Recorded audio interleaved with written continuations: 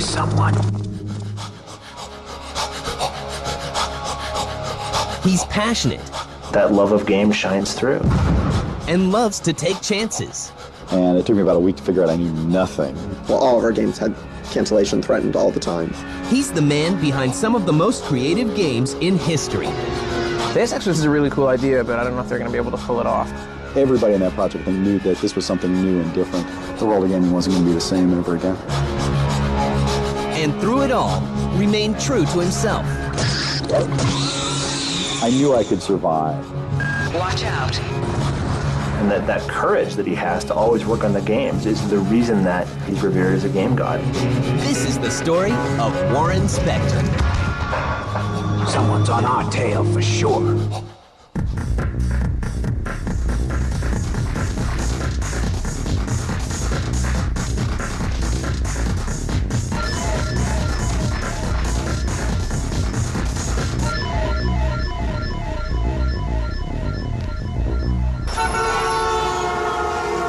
Born in Manhattan in 1955, Warren Spector's early love helps to shape his career. I was a film freak from the time I was a little kid.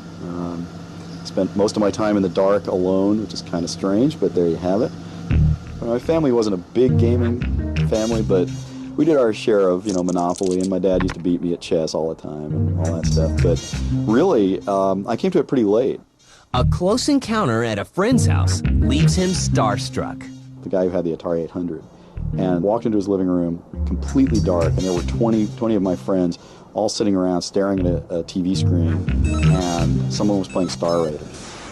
And Star Raiders was a revelation. I mean, it was the first time I felt like I was actually, in a starfighter. I mean, I was doing something really special when I played that game, not just, manipulating pixels or typing in keywords or something. That was a big moment. Warren graduates from college and begins teaching the films he loved as a child. I was teaching film courses at the University of Texas, animation history and an introduction to film analysis and television studies. And the funny thing is there came a point where the chairman of the department called me up and said, you've been teaching this class that you've been doing for, 13 semesters, and you're only really allowed to do it for 9, so we're going to have to take your class away. Sorry, click. And so I'm sitting there on the floor in my house going, how am I going to pay my rent? What do I do? And it was one of those just wonderful moments. I got a call from a guy I had worked with on the school newspaper, of all things. And he had gotten a job with Steve Jackson Games, a local game company in Austin. And he knew I was a game freak. He said, hey, we're looking for an assistant editor. You want to come on? And I said, well, yeah. It was all luck, like so many things in life. I went from Steve Jackson Games to TSR, the folks who do Dungeons and Dragons, and I was kind of bored actually making paper games. I hate to admit it, but and again I got a call out of the blue from a guy who was working at Origin, and he said, "Hey, we're looking for an associate producer at Origin. Are you interested?" And I said, "Well, sure. I played Ultima V. It was great." In 1989, Warren sacrifices pay for creativity and joins the development team at Origin, the game company behind the successful Ultima series. One of the first things I had the opportunity to do when I went to Origin was work with Richard Garriott on Ultima VI. I came in as the paper game guy who was going to teach the electronic guys what interactivity was all about, and it took me about a week to figure out I knew nothing. Richard Garriott quickly sees the talents that Warren has to offer. Rich was and is one of my mentors. Working with him was an education, believe me. He and I went off for about 2 weeks. We went to his house and we ate way too much Chinese food and spent way too much time talking late into the night about games. Their work pays off, and in the end, an entirely new world is created. And we worked together on the plot of Ultima VI and came up with, the whole gargoyles invading Britannia plot, and came up with the idea that, they're not just bad guys, they have their own philosophy and it's equally valid. So it was an immediate immersion in the idea that games don't have to be just about killing. Ultima VI, The False Prophet, is released in June 1990, and fans praised the game as another great addition to the Ultima series. Creating that kind of gameplay, that rich sort of world, and the multiple solutions to problem stuff that was a part of Ultima's even back then, that was my grad school. A few months later, after meeting with the small development company, Blue Sky Productions, the Ultima series takes on a new dimension. There are a lot of trends being indicated of what's going on in the consumer electronics business. Underworld came to Origin at a CES show, a precursor to E3. We were all impressed with this 3D demo that Paul Neurath showed us. We put together a demo in about a month, basically May 1990, of a sort of 3D texture mapped walls with no floors or ceilings and a little bitmap and, you know, the world's simplest tile editor and no real gameplay, and presented it to the Origin folks and said, hey, we can do a texture mapped real-time dungeon game. We pitched it to Origin and they were like, sure, go do it. We're not going to give you any money, basically, but, you know, if it got done, we'd be interested. So we went off and spent the next year or so building the tech up, making it real. Blue Sky returned to Cambridge to work on the game with Origin's financial blessing, but without Warren. And I really wanted to work on that project. We didn't have a story, we didn't have anything except a tech demo at that point. But it got assigned to another producer at Origin. I was really upset about that. But months later, when the producer leaves the company, Warren recognizes the opportunity. I went to my boss, Dallas Snell, and said, give me this. This is going to change the world. I have to work on this. I don't know why, but he said, sure, it's yours. And so I started working with the guys at Blue Sky. And Warren showed up about halfway through and really helped. We were already in the process of thinking, okay, this actually has to ship someday. And so Warren did a lot of helping us sort of focus. That team in that time were real special. It was like over-intellectual kids, you know, and I was, you know, among the worst. And we were just so angst-ridden, and, you know, we were up all night and working on our technology, and we had our philosophy of games, and it wasn't working out, and, you know, and Warren would be like, hey, guys, it's awesome, look, you know, hey, the game looks so great, you know, let's go. And it was totally inspirational. The team was just like chaos, you know, lightning in a bottle, sort of. They worked all the time, they kept these crazy hours, and they fought like cats and dogs, but they were all pretty much aligned in wanting to make a great game. The production team, headed by Warren, finishes Ultima Underworld in 1992. And things for Warren seem to be going well. But a pair of heavy initials are about to move in and mix things up. Everybody in that project, I think, knew that this was something new and different, and the world of gaming wasn't going to be the same ever again.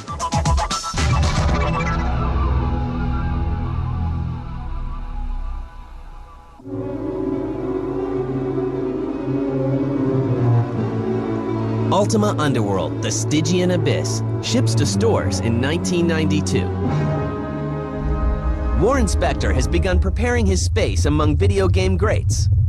Ultima Underworld's unique gameplay and innovative visual style earns praise from both critics The magazines loved it. It got great reviews. and players. When I first saw the Underworld games, I was actually a software tester in Cambridge, and everybody was gathered around somebody's cube over in customer service. So I went over there and, what's going on? What's going on? That was one of those moments, like the first time you see a 3D game, you know, the first time people saw Mario 64, or the first time you saw good-looking sprites on a 16-bit. Like when you saw that, it was like, there's like a whole world in there. So it was pretty amazing.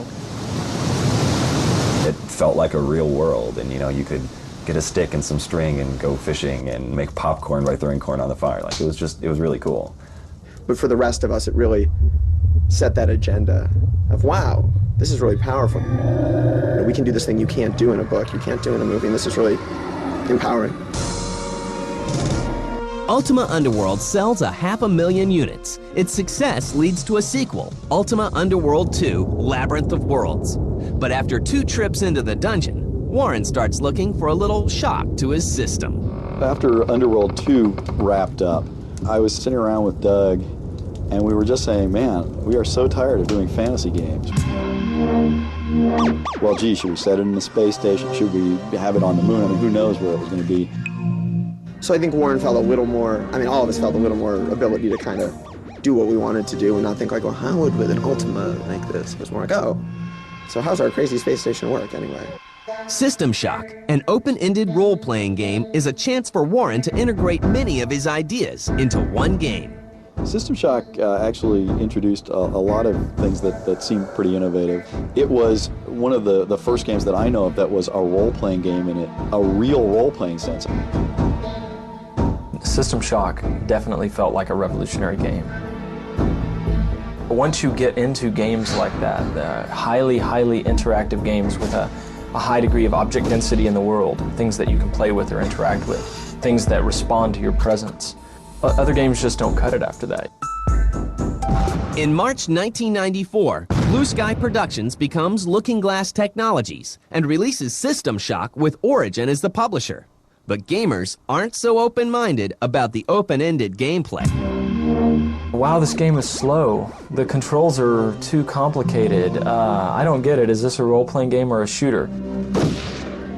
Hey, why didn't you guys just do Doom? It sold way better. Or why didn't you do a story adventure game? You know, that's what I thought you were doing. That was like a large body of people responding to. And then there was a small category of person who utterly understood what we were doing creatively. It once again got enough critical reception and enough people telling us what they liked that it certainly kept us motivated to keep going. I think what they were doing is like laying out a sort of architectural plan for open-ended, first-person perspective RPG hybrids, basically. System Shock sells well, and work on a sequel begins immediately. Watch out. I'm getting strange readings. Take cover. In 1992, Origin is acquired by game giant EA, Electronic Arts, for $30 million.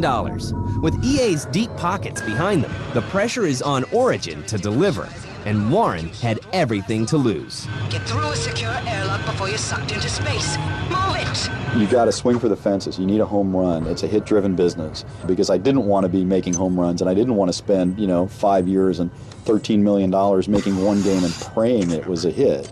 I wanted to do low-budget things that came out in shorter timelines, and the risks were lower, and where I made a little bit of money for somebody on a constant basis. But I realized it was time to move on. EA went through a period of not really wanting to do anything first person. They just didn't really believe in it. I mean, even System Shock sort of had, all of our games had cancellation threatened all the time, but System Shock in particular had a lot of, oh, why are we doing this? This is a waste of time. In the background, Paul Neurath, who I'd been working with for years, he'd been asking me to sign on with Looking Glass, leave Origin, come sign on with Looking Glass. They asked me to come on as a producer, they asked me to come on to run development, they asked me to just come and work with us. About it. So all of a sudden, I was on the hook because, EA had told me they didn't want to make the kinds of games I wanted to make. And here's a guy offering to set up a studio, or let me set up a studio in my hometown. So I get to do the kinds of games I want to make, working with people I love. Well, okay, let's go. Warren leaves Origin to work full-time with Looking Glass as a producer on their role-playing games. Welcome aboard, soldier. His first order of business? A game in development called Thief. We didn't understand Thief at the beginning. I mean, Thief went through 2 alternate designs that were sort of more story-based, larger scope, less focused. And we kept struggling with how to make the story work. It was the beginning of a very long education. I kept telling those guys, you got to stop making games by and for MIT grads. There are only 10,000 of you in the world. So the fiction changed, and it ultimately did become Thief. The time is ripe for a bit of burglary. Thief was, we're going to give you a tiny tool set. You're going to be a thief. We're going to give you everything you need to be a thief in as much detail and however you want. And that's all we're giving you. And a discussion. They would send me copies of it and stuff. And I was just immediately blown away. Like I had heard them talking about it for years. That shot was meant for me. Just the introduction of very analog stealth gameplay where the guards' perceptions were based on light and shadow. Yes, I'm sure it was Garriott in the window. He's dead. Let's head back now. Very creepy, very immersive. I loved it immediately. Looking Glass had a lot of kind of forward-thinking people. Did you hear someone? Being able to see that stealth is this really powerful thing that can build tension. Stop. Is someone following us? In a way that a lot of pure adrenaline rush can't. But Warren won't get a chance to finish the game that he's helped parent. Let me be clear about one thing. I left Looking Glass before Thief shipped. I left, and I started shopping around, another proposal. And what Warren has planned next will push the envelope even further.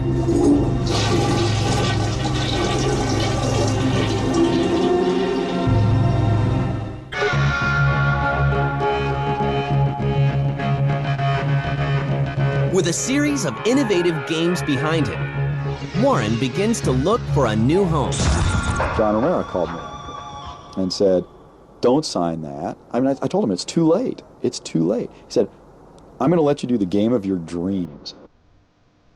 let me drive down to Austin from Dallas tomorrow and let me try to talk you into joining Ion Storm. And he drove down the next day, and damn if he didn't convince me. I mean, he said, bigger budget, bigger marketing, game of your dreams. I mean, who's going to turn that down? In the fall of 1997, Warren moves to Ion Storm, where his first order of business is to surround himself with the talent he needs. Sometimes I deserve more credit than I get, sometimes I deserve less credit than I get.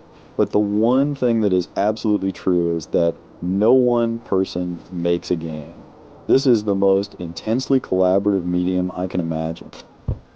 We're making the kind of games that hardcore players really want to play.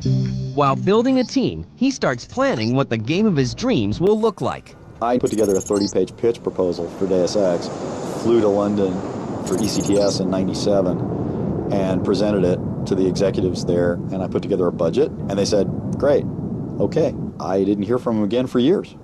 It was an unbelievable opportunity. With the full support of IDOS, Ion Storm's parent company, work begins. Ion Storm Austin started off with a bang, working on Deus Ex. No one at the time really knew what kind of game we were making. Like, the team basically sort of diverged into three factions. One group was more or less convinced that we were making a shooter, you know, like a Daikatana. Another percentage of the team thought we were making a really true dogmatic RPG, like an Ultima or something. And then about a third of us knew that what we were doing was something sort of like Underworld or System Shock. And there was a lot of conflict about that. I think in some ways it hurt the game, but in other ways it helped. Getting all these different people with their different viewpoints together and in conflict pulled the game in directions it wouldn't have gone otherwise. By June 2000, Deus Ex, Warren's dream project, is ready to be shipped to stores, and Warren holds his breath. You know, the day we shipped, I was just like, I have no idea how this is going to go. I have no idea if people are going to love it or hate it. If people compared our combat model to Half-Life, we were doomed. If they compared our stealth model to Thief, we were doomed. If they compared our role-playing to a Baldur's Gate, we were doomed. But if they figured out that they could do anything they wanted, if they realized they had that freedom, and it wasn't just a damn shooter, we were going to rule the world, or at least change it a little bit. And players got it. Just the notion of being able to go through the game in different ways, and whether you want to kind of use violence or stealth and that kind of stuff, and just the whole plot. And it was like, this is a neat idea, but like, I've heard neat ideas before that just totally fail. And then when you actually played Deus Ex, it was like, it worked. He did it. Deus Ex wins countless Game of the Year awards for its hybrid gameplay, something gamers had never seen before. Gamers are also being discerning, wanting multiple options to what they do in their games. So that means bringing in what might have been old school adventure elements, but tying that in with current vogue action sequences or special effects or role-playing elements. Just spotted a sniper in the tower. Even now, I don't even know what to make of it. Everybody puts it in their top 10 games of all time. I don't even know what to say. But its incredible success is almost overshadowed by the storm brewing in Ion Storm's Dallas offices. Ion Storm was a mixed bag. It's really seductive. The inmates running the asylum seems like a great thing. In the end, it didn't quite work out so well. Oh, sorry, my mistake. I mean, the whole idea behind Ion Storm was let creative people do creative things, get out of their way. And up to a point, that's great. And I'm enough of a business guy or a management guy that I could pull it off. I think they had a little more trouble in Dallas. That's pretty much all there is to say. On July 21st, 2001, John Romero resigns and Ion Storm Dallas closes its doors. Undaunted, Warren keeps Ion Storm Austin open and helps refocus on a sequel to the Deus Ex game in late 2003. Warren also begins to think about using his experiences to do some good in the game community. I got involved with the IGDA about 3 or 4 years ago. And the idea of an international association, a community of game developers, working professionals and students who hope to become working professionals or analysts. I just think that's vitally important. Glad to know you. What can you tell me about what's going on out there? There's too little talking in this business. Warren's innovative game designs and the talented teams he works so hard to cultivate continue to influence the industry. Warren's biggest ability is to say, yes, that's good, but now how can we make it better? Just be patient and remember your training. Let's get creative. Let's think about these things. So him being a very creative person just influences everyone around him to take it to the next level. Good work. He's spoken so much about where games should go in the future. Deus Ex has won over such a more mainstream group of people that it's been really cool to watch Warren get his due for leading games. Oh. He's revered as a game god, and it's not an easy thing to have. It is not an easy thing to have. When I look back at 20 years in game development, I'm stunned that I've survived that long. The thing I'm proudest of is the opportunity to work with so many great people and to actually help people achieve their goals is pretty special. And doing that in a field I just absolutely love. I mean, I make games for a living. You know, I mean, what could possibly be cooler than that?